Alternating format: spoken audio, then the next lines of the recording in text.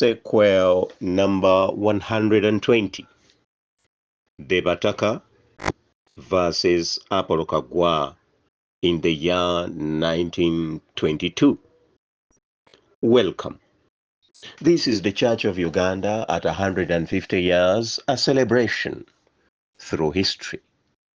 I'm Christopher Amos Chikomekontambi, welcoming you to sequel number 120, in which there is an ugly scuffle between Abataka Federation and the Katikkiro, APOLO KAGGWA, over their lost land to MAILO Land Beneficiaries of the 1900 agreement.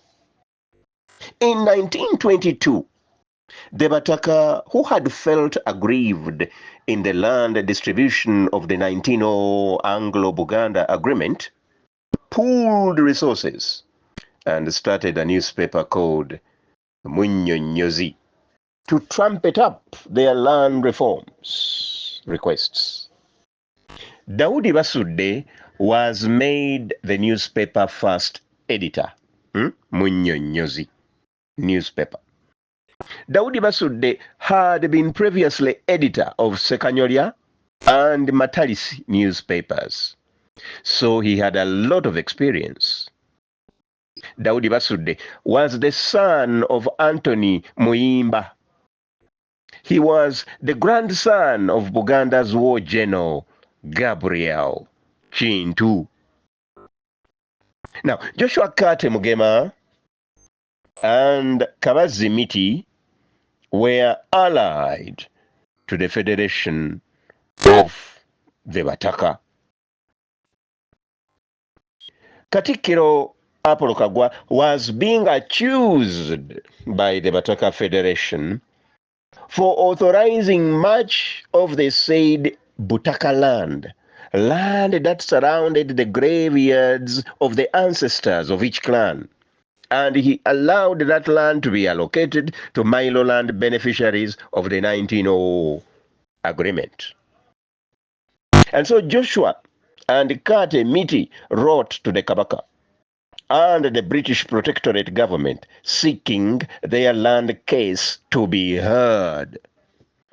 Now, as a result, a commission of inquiry into the Kate and Miti allegations on clan land grabbing allegations was set up.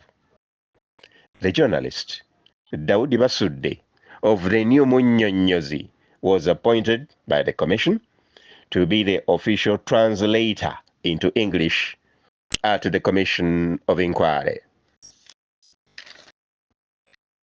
Munyonyozi, the newspaper, began a campaign of defaming the Mengo ministers by printing wild allegations of unrelated issues to the land-grabbing inquiry.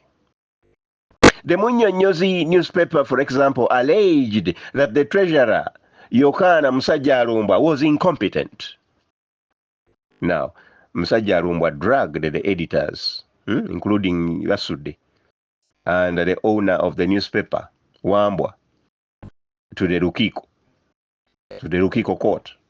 Now, the Rukiko court found them guilty of defamation, and they were fined the syringe of that time, 500, which was a lot of money, not cowrie shell, but the newly introduced syringe of the British Protectorate. 500 of them of the time, a lot of money. Now, they appealed to the Uganda Protectorate High Court, but they lost. The same newspaper also defamed APOLO KAGGWA, the Katikkiro, by alleging that he had 51 concubines and 493 children. Now, they did not name any of the 51 concubines. They did not name any of the 493 children. Now, the editorial concluded that therefore APOLO KAGGWA was not a true and a genuine Christian, and that is why he could afford to be a fraudster in MAILO land matters. Now, Kagwa, the Katikkiro, also went to the Uganda Protectorate High Court. For him, he didn't go to the Rukiko because, you see, in the Rukiko, it would have been problematic, him being almost the speaker. So he went to the Uganda Protectorate High Court and he sued the editor, Basudi, and the owner, Wambwa. And he won his case. The High Court awarded him 750 sterling pounds of the time, a lot of money. He could even buy a car, or cars for that matter. Now, who were these ministers? There was the heir of Mugwanya, who had resigned as the justice minister, and he had been succeeded by Andrea Kiwanuka. Then there was Yakobo Musajja Alumbwa, the treasurer, or the Omuwanika. And then there was the Katikkiro, APOLO KAGGWA. Those were the only three ministers of the time. And so, Andrea Kiwanuka was new. He was new on the scene, so there wasn't much the Federalists or the Bataka Federation could do about him. But therefore, the target was Musajja Alumbwa and APOLO KAGGWA. Their target was if they could pluck them from power, remove them from power. That was the real intention of the Bataka Federation. But of course now hiding in these demands of theirs. Now, the Clan Land Commission of Inquiry petitioners were Kate Wambwa, Kabazi Miti, Malaki Musajja Alumbwa of the Abamalaki sect, and therefore a partner of Kate Wambwa. Number 4, the fourth petitioner was Serwano Kurubya of the Bataka Association. Now, differentiate the two. There was Bataka Federation, an opposition party by Kabazi Miti and Kate Wambwa, but there was also a non-violent, non-antagonistic Bataka Association. And Serwano Kurubya associated with them. And so he ended up a petitioner in this commission of inquiry.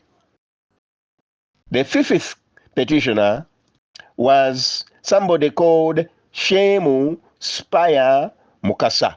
He was the private secretary of Kabaka Daudi Chwa II. Now, this is very interesting. So, you mean the Kabaka was interested in this case? Well, we don't know. What we know is that this private secretary of the Kabaka was a petitioner in his private capacity. Why? Because he was the son of an ex-chief, Samwiri Mukasa. That was his father.